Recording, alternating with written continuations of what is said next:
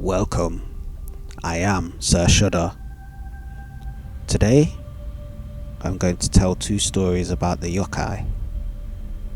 Sit back, relax, and enjoy. Yokai are a class of supernatural monsters and spirits in Japanese folklore. The word yokai is made up of the kanji for bewitching, attractive, calamity, and spectre. Apparition, mystery, suspicious. Yokai are also referred to as ayakashi, mononoke, or mamonu. The characteristics of yokai range diversely from malevolent and mischievous entities believed to cause misfortune and harm to those who are considered to bring good fortune to those who encounter them. Yokai often possess animal features, such as the kappa, depicted as appearing similar to a turtle, and the tengu, commonly depicted with wings, but may also appear humanoid in appearance, such as the kuchisaki onna.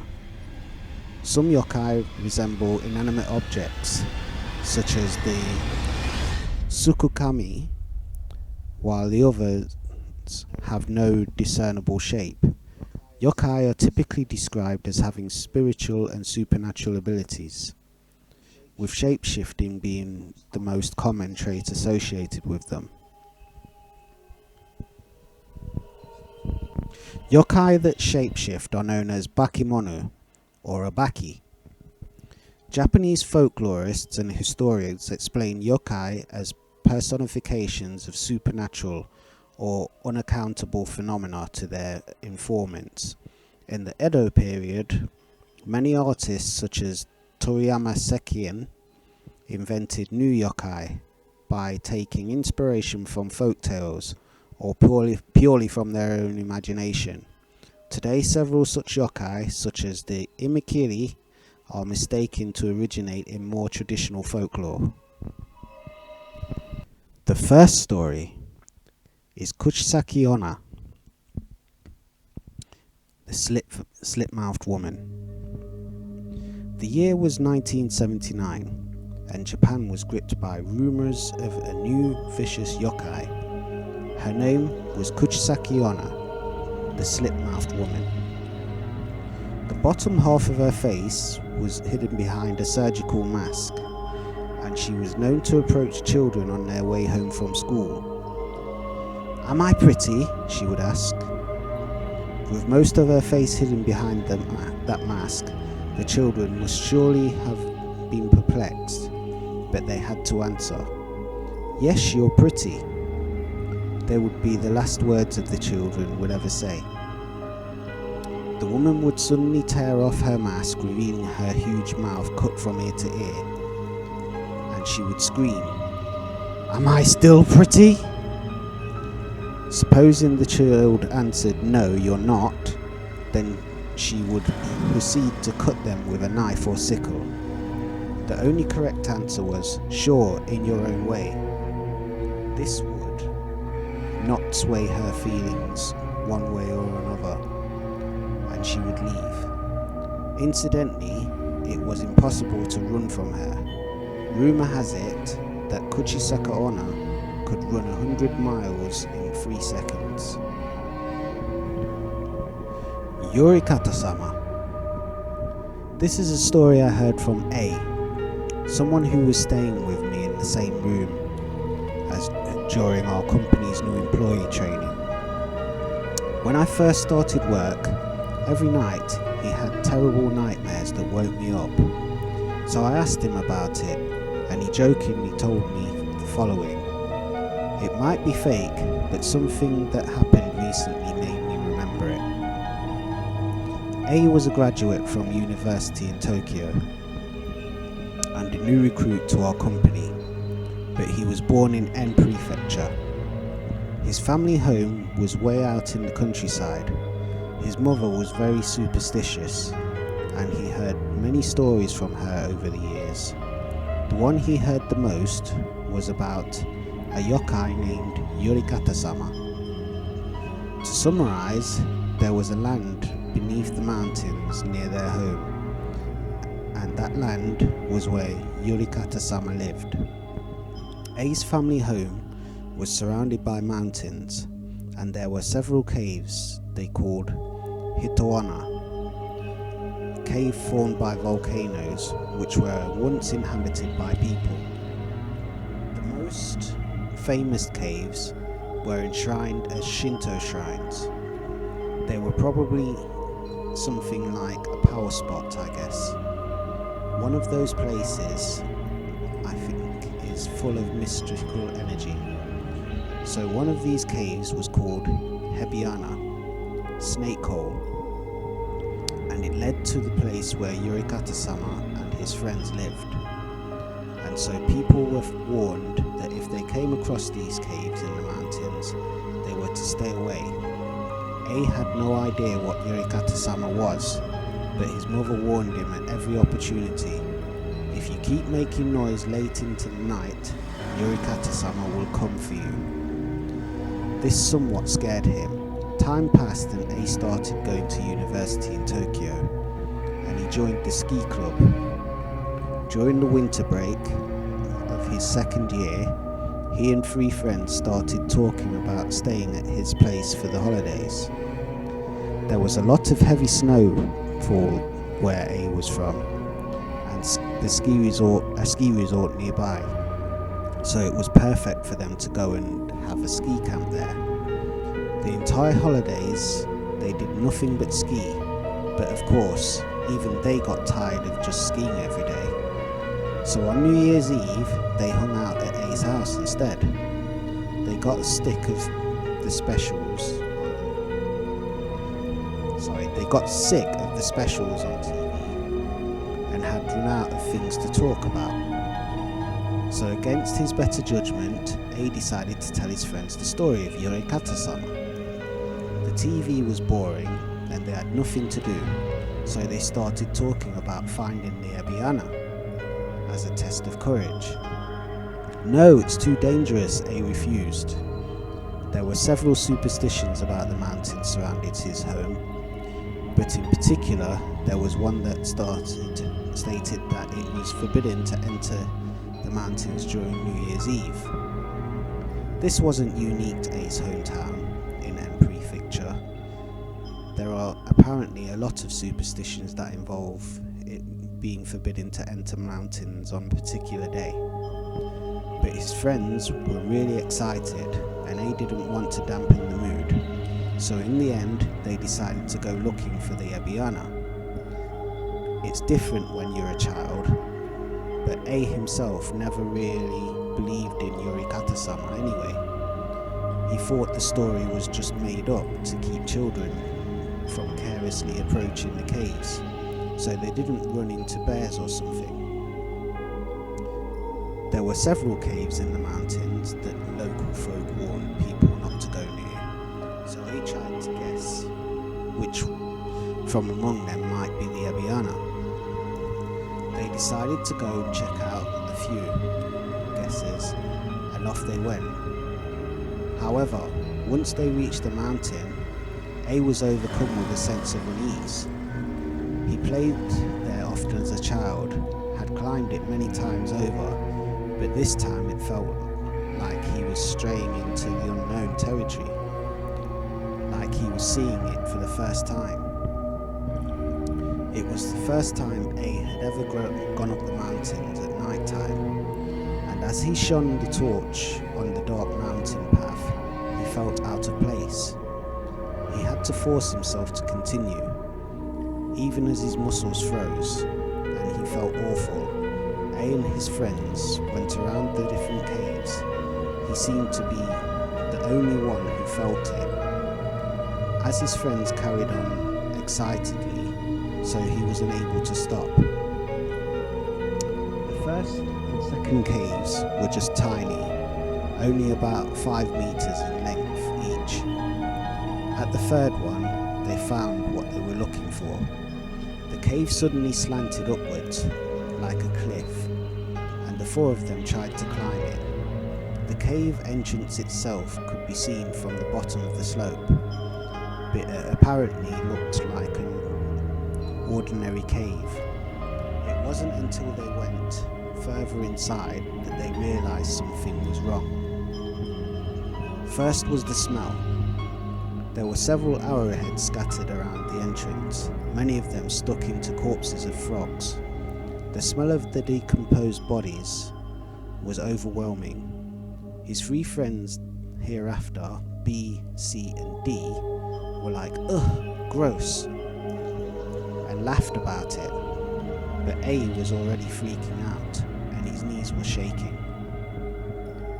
Noticing that so many dead frogs and arrowheads scattered around was strange, B said, "Isn't this a little off?"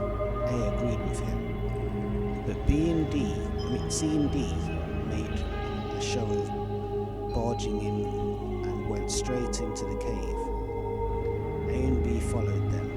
Little by little, the cave was rather deep, about 10 meters long, and wide enough for two people to stand shoulder to shoulder to walk through. Further in, they found even more arrowheads and frog corpses littering the ground. They could all tell by looking at each other's faces that they were scared. But being a test of courage, no one dared to be the first to suggest leaving. They continued on. At the end of the cavern was another hole, this one leading down into a section of the cave. The hole was just larger than a human head, meaning that they would just barely fit inside. About 1 meter before the hole, there stood 2 stone pillars, one either side, which were connected by a shiminawa, rope used to cordon off consecrated areas or warn against evil. As A shone the torch over it and saw the familiar white zigzag pieces of paper on the shiminawa, he let out a scream. Of course, the 4 of them had seen shiminawa used in shrines before, but whether it was for good or bad reasons, it was not something to mess with. Lightly, everyone fell silent and the air grew heavy. "What are we going to do?" someone said. But C, who was in general not the sharpest tool in the shed, "We can't just go home like this," he said. A said, "I told you, this is dangerous. Seriously, this is not good." C said, "What are you saying?" "There's shiminawa at a shrine near my house. It's nothing." B said, "I'm telling you, it's dangerous." C said, "What? Are you scared?" D said, "If we just take a photo with our phones, it should be fine, right?" A said, "Huh?" D said, "I mean, we can't just take it from the hole there. We can just take it from the hole there." A and B said, "Alright, let's do that." D said, "Okay, you do it. Go ahead." C said, "You want me to do it? You do it." In the end, D freaked out and refused to go. So C went. He stepped over the shiminawa and walked towards the hole. He shone the torch down it, and the moment he took a picture, something inside moved. C screamed and fell back up to the rope. The remaining 3 ran to see what scared it, and they all locked eyes with it. What they saw on the other end of the torch was dry like a mummy. It had brown skin with human-like face, but it had no eyes or mouth. Only black, gaping holes where its eyes should be. It crawled out of the hole towards them. Dumbfounded, the 4 of them stood there, looking at it. A then realised that it was Yorikata-sama. The body beneath the mummy-like face was long, snake-like body with a twisted tail that split into 2. The 4 of them froze, just for a moment before screaming and running from the cave. A glanced over his shoulder just once, but the creature just stared at them from behind the Shiminawa, made no attempt to go past it, even though it was dark. He couldn't see the creature's face very well. A felt like it was grinning at him somehow. They scuttled out of the cave. From there, A said their memories were vague. Before they knew it, they were standing in front of his house. According to his mother, she saw the four of them wandering round outside with pale faces. She called out to them, but no one responded. They just slowly made their way inside. A thought that perhaps it had all been a dream, but everyone remembered being in the cave and seeing the snake person. There's no way they could have all had the same dream. The four friends were dispirited, no longer feeling the urge to ski. Everyone returned to Tokyo the next day. After that, C, who had crossed over the Shiminawa to get close to the hole, started having nightmares every night of the Yorikata-sama. They seemed so real that he became emotionally stressed, and right around the time he should have been graduating university and finishing his job search, he stopped going. A short while after that, A started having the same strange dreams. In the dream, both his arms had been cut off by a hatchet or something. His legs were broken, and he was being dropped down the hole that they saw behind the Shiminawa. Perhaps because his arms had been cut off, he slid through the hole without trouble. It was quite deep, and he woke up before hitting the bottom. I remembering seeing A mutter he would be next, and it scared me, of course. A himself was also concerned, and asked his family about the Yorikata-sama. His grandfather passed away when he started elementary school, and his grandmother when he started high school, and neither of his parents knew much about it either. He said to the locals that it was important for his cultural anthropology class at university, and went on asking about Yorikata-sama. But other than the temple monk and a few much older folk, no one knew much of anything. This is what he did find out. In A's village in the past, there was a snake religion, or rather, still was. There were a lot of shrines. This god had his arms plucked off, became a snake, and escaped to N Prefecture, where he became an indigenous god. There were several fairy tales set in the region near A's hometown that involved a young man being dropped into a hole under the world below, where he became a snake and made his way back up to the surface again. There were several names besides Yorikata-sama, such as Saburu-sama and Minikata-sama. So what A was seeing in his dreams was probably some sort of ritual. Oh yeah, and in addition to the above fairy tales, he also said there was a version where someone was chosen by the snake, lost their arms, and was called Yorikata-sama, the one who's been chosen. Lately, his dreams have been getting longer, and he says he started to see what happens after he hits the ground. There are lots of other people there just like him, the Yorikata-sama, all crawling round. They're being guided somewhere, but he hasn't seen the end of the dream yet, so he doesn't know exactly. A said, once I see the end, I think what happened to C will happen to me. Having said that, A fell silent, but honestly, the whole time he was grinning and telling the story like it was one big joke. So I think it's all fake. He's one of those guys who likes to joke and mess around. I mean, for someone who was in a panic, he sure remembered a lot about the finer details of the Yorikata-sama. Even the stories about his dreams just stink of fairy tale Plus, what on earth happened to B and D? But then, the other day, we had some company training in Tokyo, and A wasn't there.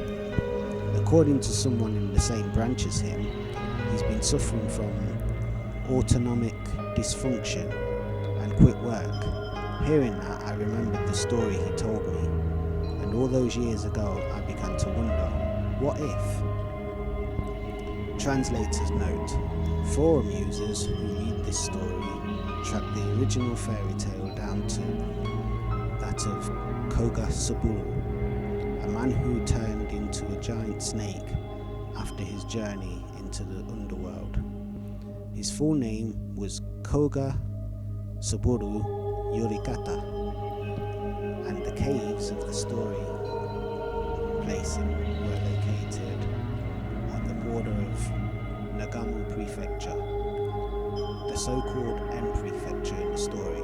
After finding his way back to the surface and receiving help from monks to regain his human form, Saburo became Suwa Ryuji, the god of the upper shrine of Suwa.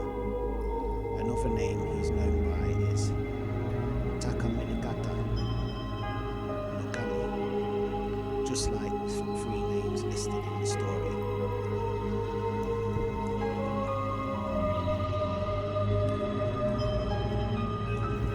That's the end of the stories. Did you enjoy them? Have you ever heard anything similar? If you did enjoy them, please like and subscribe. Until next time, I am Sir Shudder. See you soon.